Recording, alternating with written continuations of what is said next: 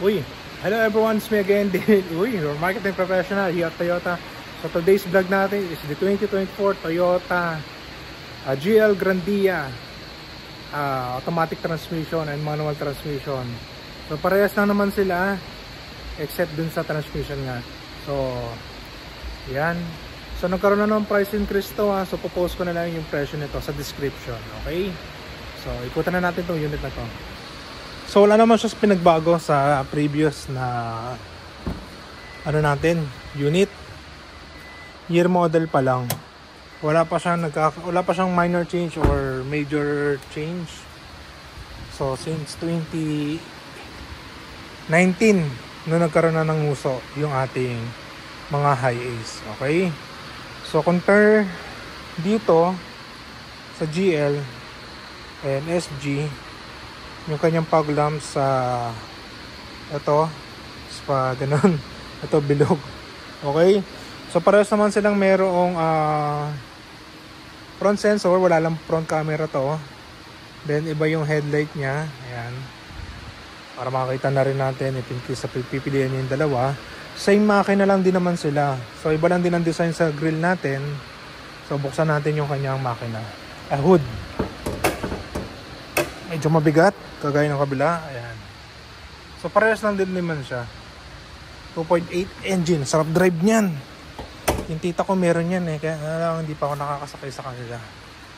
Ngayon, itong ating GL ay one side lang yung merong pintuan sa passenger. Okay?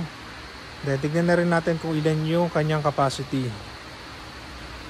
So ito body color. Ito parang hindi siya kagaya ng ano na naka-piano finish.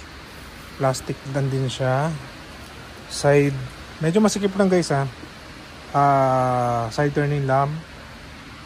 Yan. Ngayon sa remote ang bukasan nito. So keyless siya.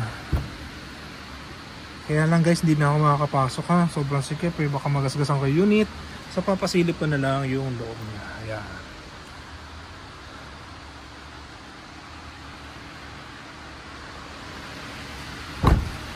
Ito. So manual tulak siya So dito wala tayong captain seat. So meron lang tayo yung SG variant. So from here side ito ang kanyang front. Ayan. Susubukan natin umupo sa pinakadulo. And 5'6" nga palang height ko.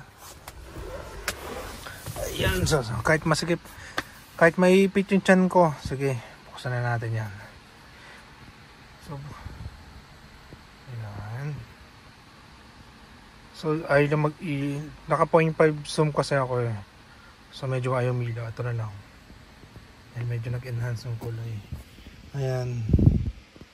So medyo may ayan, ibuksan natin yan. Buksan natin yan. Ayan na. So sa kada upuan niya meron siyang cup holder. Lahat po yan meron. Meron din sabitan ng keme-keme. May nilagyan ng mga bubot or cellphone. Pwede rin kayo magano rito, maglagay na sabitan para sa mga accessories sa phone, etc. And meron po siyang hawakan dito ng passenger in case. Okay.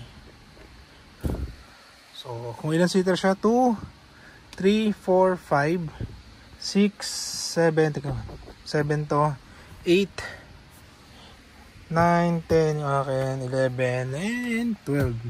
So wala po akong kasama sa sasakyan kinikilabutan tuloy ako lang kasi mag-isa rito.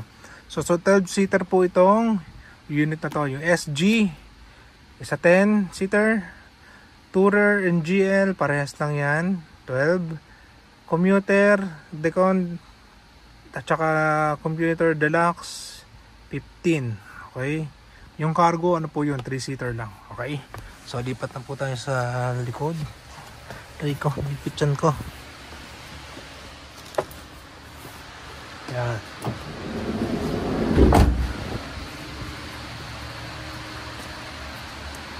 So ang likod niya, ayan, medyo gaganyan ko na lang.